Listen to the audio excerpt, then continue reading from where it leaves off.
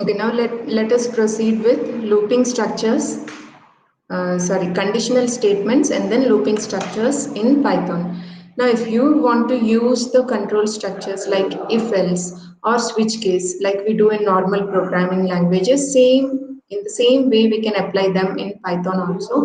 But the syntax is more easier because you don't have you need not have to mess up with the brackets where you have started, where you have ended.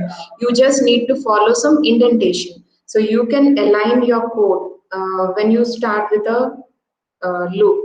Or when you start with a control structure, if then whatever conditions or whatever statements that have to be applied under that condition have to be provided with an indentation, which tells us that those block of statements fall under that control structure, right? So that has been made somewhat easier with Python when compared to other programming languages. Now you can see here we have assigned two values, 5 to A and 6 to B.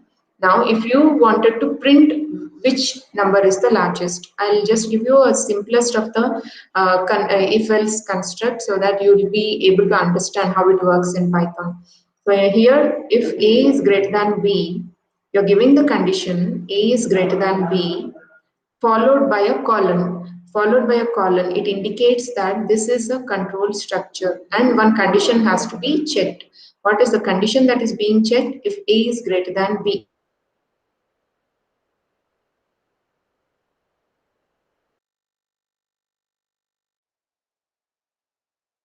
As the if command starts, it will start with an indentation. So when you keep your cursor here, when you click this colon, when you type this colon and press enter, automatically the cursor will be taken with the indentation, which helps us to type the commands from there, which helps us to type the statements that have to be applied under that control structure right from there.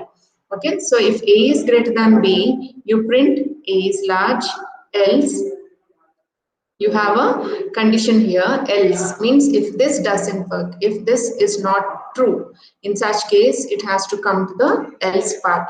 Now else, again another colon, when you type this colon and press enter, immediately you can give the statements that applies under this else structure, because the indentation will be automatically provided.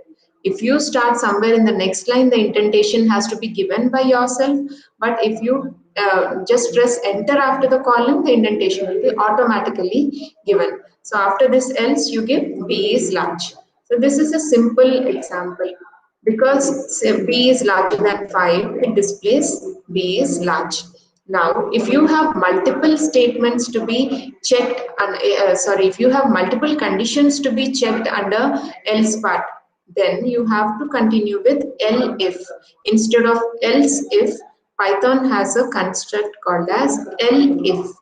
Okay, so say you have three numbers here and you wanted to check which one is the largest.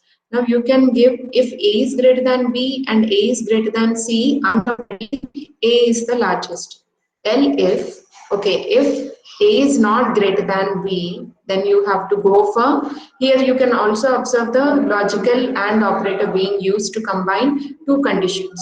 Okay, now if A is not greater than B, it is evaluated to false, then the next condition will not be evaluated at all, because in logical and, if any of the relational operators evaluate to false, if the first one evaluates to false, irrespective of the second one, that entire condition will be evaluated to false. So this, if A is not greater than B, it gives false, then immediately it will go to the else part. Now elif, instead of else if, we have to use elif B greater than C. A is not greater than B means B is greater than A, and B is greater than C also. In such cases, you can give B is large. Else, this is the last statement. You don't have any alternative statements to be checked further. So you can directly give else. If you have multiple statements to be checked, you can go for elif. But if that is the last alternative condition that has to be checked, then you can go for else. Now else, print C is large. A is not large, B is not large means A is greater than C, but A is not A is greater than B, but not A is not greater than C. In such cases, C is the largest, right? Once you give this construct this control structure, then you can see that because B has the largest value, B is large is printed as output. Now let us go to looping structures in Python. Now if you want to loop within a range, or if you want to repeat some statements again and again for a given number of times, then you can use this looping structures. What are the general looping structures we have studied in our programming languages? For loop, while loop, do while loop, right? Based on our necessity, we try to use those loops in our scripts or in our programs what we write. Here for I in range 10 will indicate that the number starts from 0 till one number less than the range specified, that is 9. So this range also has starting point and it has an ending point and a step like in list slicing, right? 0, 10, 20, 2. If I have given like this, it indicates that it has to start from 0, it has to end with one number less than 10, each time printing only the alternative value. Now when you execute this, you can see 0, 2, 4, 6, 8. Only the alternative numbers are printed. If I just remove this 2, you can see that all the numbers from 0 to 9 are printed. Now, though I don't specify this 0, automatically the starting point will be assumed as 0.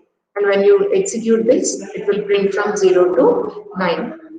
This is how a for loop works. Now here we have mentioned some range. And when we execute, it prints 2, 3 up to 4. Print I and print I comma will work in the same way. Sometimes you may encounter this kind of statement, so you should not be confused. Both work in the same way. Comma ensures that it prints in the next line. Now when you take for I in range 0, 10, 2 and print I and also I plus 2, what would be the answer? Take a guess. It starts from 0 till 10, taking the alternative numbers. It prints I as well as I plus 2. What will be the answer here? 0. I plus 2 is 2. Then the next alternative value is 2 and I plus 2 is 4. Then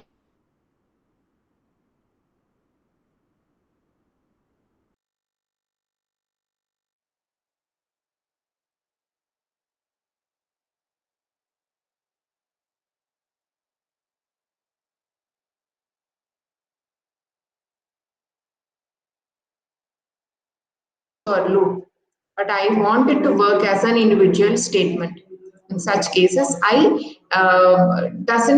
don't follow this indentation. I just moved it to the left hand side. Now let us see how the output changes. Only this print I plus 2 works only once after the entire for loop. In the previous case, it has worked every time as many times as the for loop repeated, but here it repeats on it executes only once. Now you can see all the values 0 to 8 are printed. Now what value did I stop? 8. Now 8 plus 2, that 10 will be printed only once because this print doesn't fall under the for loop anymore, right? Now when you take a list here and you print the length of the list and also the elements of the list, you can do like this. Print the length of the list. What is the length of the list here? 5. That 5 is displayed. And what is, if you want to traverse the elements in the list, you can give the for loop as for I in list. So it traverses each and every element in the list and prints that list. So prints that item. So the items in the list 1, 2, 3, 4, 5 are printed. Now you can also apply some mathematical operations on the list items. Say for I in Li, if you can give a condition here, if the reminder when when the value of the list is when the item in the list is divided by 2, if the remainder is not equal to 0, only then you print the value. Means you are trying to print only the odd numbers in the list. So this displays odd numbers in the list. You can see the equation given here, it is not equal to. Now when I give equal to, then you can see that all the even numbers will be printed. When the remainder is equal to 0, indicates that all the even numbers you are interested in. So that numbers will be printed. Now sometimes you can apply the length of the list as a range also. In such cases, you can see here for I in range, what is the range you have specified? Length of the list. What is the length of the list here? 5. So the range transforms to be 5. Instead of 5, we are having, instead of length of the list, we are having 5. Okay, that is the difference. We are passing length of the list as a range which displays items from 0 to length of the list, means 0 to 5. So all the elements will be printed. Now when you take I equal to 0 to work with while loop, we can take y equal to 0 as the initial value and till I lesser than 5. You have in while loop, you have this initialization, the condition and the increment separately when compared to for loop, right? So you give the initialization statement, then start with the while loop while I lesser than 5, print the I values. Print the I values, and in order to make that I reach this condition to come out of the loop, you give the increment of, statement I equal to I plus 1. Right? So when you execute this, you can see that all the elements are printed, and once this I reaches 5, this condition becomes false and it comes out of the loop and the execution is terminated. Now you can also see here, we are creating a list in a shorthand way. Say if you want to create a list with 100 numbers, it is tedious to enter all the numbers from 1 till 100. Instead of that, we can create a loop and get the numbers from the loop into the list directly. How we can do that? First, declare a list declare a list object, and then you take all the I values. How should those I values be? For I in range 1 to 101, means 1 to 100, take the I values, and those I values should be added to A in the form of a list. That is why this entire statement you are enclosing in square brackets. Now print this list. When you when you execute, you can see that all the list items are immediately created. 100 list items are immediately created because of this shorthand expression. We have taken I, and how should that I be? It should be in the range from 1 to 101, means till 100. Those I values are added, and those I values are assigned to the list A. The type of the data is mentioned by using this square brackets here. Did you notice clearly? Okay, this is how we create the list. Now numpy arrays, anyway we have a separate class on that. So let us just go to matrices. Now if you want to create matrix is in the form of rows and columns, right? Matrix is a mathematical construct which has its elements in the form of rows and columns. Here we are mentioning the index number as 2 and 3, and we are creating a matrix again in the same shorthand expression what we have given before. 0, it should have all zeros for j. So what for j, taking the j in the range of the column values, means it should have 3 columns and it should also have 2 rows. So I should be in the range m. M is having 2 here. So in the form 2 rows. If you want 3 rows and 2 columns, you can interchange this. You can put m here and n here. Okay, you can just play around and see how the matrix will be created. In this case, it will create a matrix of all zeros with 2 rows and 3 columns, right? This is the first row, this is the second row, each having 3 elements, which indicates 3 columns. That is how the matrix is created. Now, if you want to change the elements in a matrix. You can do that by referring to the appropriate matrix element.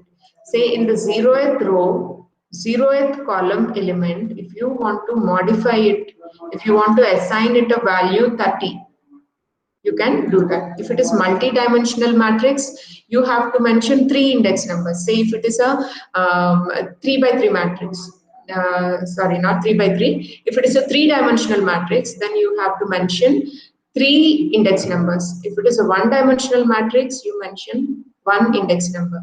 Here it is a 2-dimensional matrix, so you give 2 index numbers and you're assigning 30 to it. Now, when you execute this, you can see that the first element, 0th row, 0th column element is modified to 30.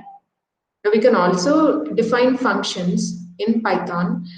Say you wanted to write some algorithm for the machine learning task, then you can define a function for it, and you can save that algorithm and call it wherever you want that algorithm to be executed. So here we are using a small function add, and that should be preceded with def. When you wanted to define a function, it should be preceded with def, right? So we are defining a function add, and it requires 2 parameters, x and y. If it is with empty brackets, it doesn't require any parameters. But if you are passing any parameters, that has to be mentioned in the function header itself. Okay, this is the function header, and it returns the value x plus y. It adds those 2 values x and y and returns that value to wherever it is called. So you have to define the functions before you call that function. Now here you are creating 2 variables x and y with values 10 and 20, and you call the function add by passing these as parameters x and y. So what value it returns to where the function is called? The function is called at this point of the program. Now, whenever this function is called, the control shifts to this function definition and executes whatever is given in the function definition and returns the value to where it is called. So it displays x plus y, that is 30. Right? Now you can also have some functions without any parameters. See here we have a multiply function without any parameters where we perform the assignment within the function itself. So h is taking the value 10, l is getting the value 10. Now you are returning h multiplied by l where the function is called, and that value you are directly printing it on the output console. When you take this 10 multiplied by 10, you get the value 100. Okay, you can see the example of a function without parameters and the function with parameters here. Okay, these are the basic things that you require to start with Python programming, and you can always skip these beginner videos in order to go further with the machine learning concepts if you are okay with this Python programming.